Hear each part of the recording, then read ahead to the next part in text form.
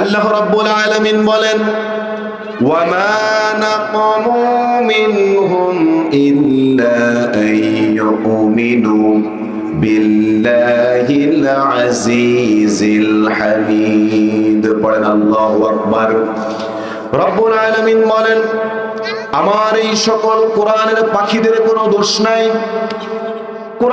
কোরআনুল কারীমের তাফসীর করার কারণে 50টি বছর যিনি কোরআনুল কারীমের তাফসীর মানুষদেরকে শুনিয়েছেন, এমন একজন মুফাসসিরদেরকে তাদের জনপদের লোকেরা, তাদের দেশের লোকেরা দুনিয়া থেকে বিদায় করে দিয়েছে।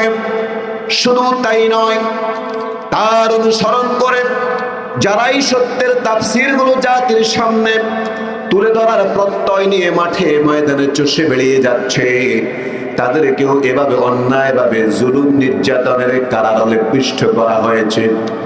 জুলুম নির্যাতনের কারাকলে পিষ্ট করা হয়েছে। তারা ব্যর্থ হয়েছে।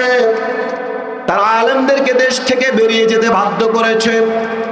আরো একজন তরুণদের আইডল, উদীয়মান তরুণ মুফাসসিরে কোরআন ছিলেন, যার আহ্বানে মানুষ, যার মুখে কোরআন শোনার জন্য মানুষ পঙ্গপালের মতো দূর দূরান্তে ছুটে যেতেন। তিনি হলেন শেখ ডক্টর মিজানুর রহমান আল আজহারি। শুধু কোরআনের কথাগুলো বলার কারণে যুব সমাজ তার কথা শোনার জন্য পাগল পারা হওয়ার কারণে আল্লাহ তাআলার এই কোরআনুল কারীমের পাখিটাকে তারা দেশ থেকে বেরিয়ে যেতে বাধ্য করেছিল।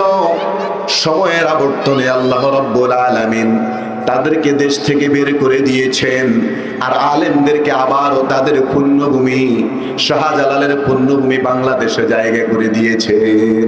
ঠিক না প্রিয় ভাইয়েরা আমার? গতকালকে ফেব্রুয়ারি তাফসীরুল কোরআন মাহফিল হলো, ইতিহাস রচিত হলো। কোরআনের আওয়াজকে তারা স্তব্ধ করে দিতে পারে নাই। কোরআনের আওয়াজকে তারা স্তব্ধ করে দেওয়ার জন্য মুফাসসিরদেরকে দেশ থেকে তারা তাড়িয়ে দেওয়ার প্রত্যয় নিয়েছিল। আর আল্লাহ রাব্বুল আলামিন এই মুফাসসিরদের কণ্ঠে কোরআন শোনার জন্য যুব সমাজ যেভাবে পঙ্গপালের মতো ছুটে এসেছে, এতে করে এই চিহ্ন বহন করে আগামীর দেশ হবে, আগামীর বাংলাদেশ হবে ইসলামের বাংলাদেশ।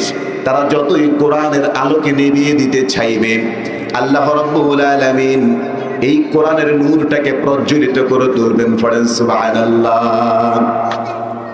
আল্লাহ রাব্বুল আলামিন বলেন, ইউরিদুন